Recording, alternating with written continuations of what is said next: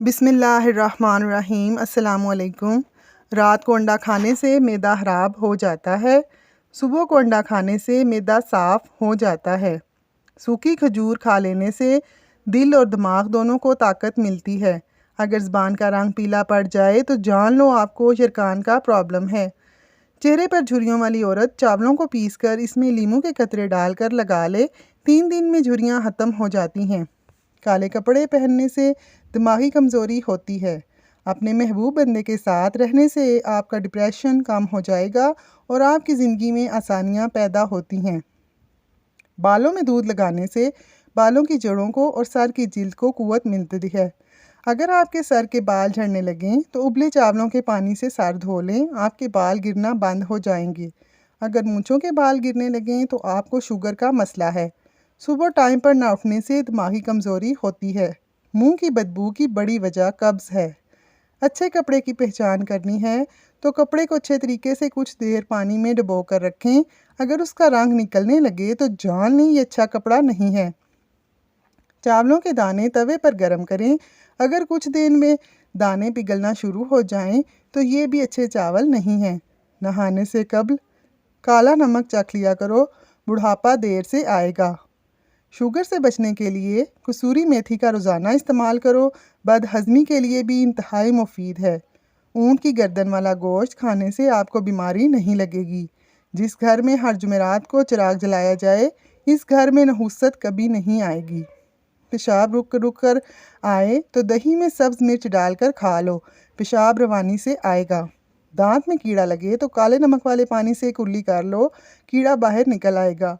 बकरी के दूध में इसबगोल डालकर पी जाओ, मर्दाना ताकत में इजाफा हो जाता है। दिमाग की शरियानें फटना आजकल आम हो चुका है, इसलिए ज़्यादा गुस्से में किसी से बात ना करो, ना गुस्सा पैदा करने वाले काम करो। कोई सदमा आ जाए तो ज़्यादातर ज़िक्र तस्बीहात वगैरह में मसरूफ़ हो जाएं। ब्लड प्रेशर को कंट्रोल करना है तो सालन और गोश्त लाइट खाएं। चेहरे पर धूप के निशानात ख़त्म करने के लिए हल्दी में थोड़ा सा बेसन मिलाकर चेहरे पर लगाओ। जब सूख जाए तो धो लें।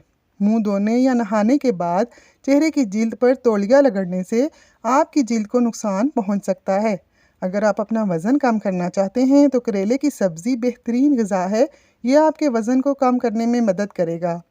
जो लोग ज़्यादा मिर्चों वाला खाना खाते हैं, इनमें पेट के दर्द की, हाजमा ख़राब होने की और मैदा ख़राब रहने की बड़ी वजह होती है।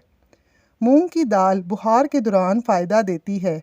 दाल चना खून की रवानी को नॉर्मल रखती है। ज़िम्मेदारियों के हजूम के अंदर जो चीज़ सबसे पहले गुम होती है वो इंसान की अपनी शख्सियत होती है।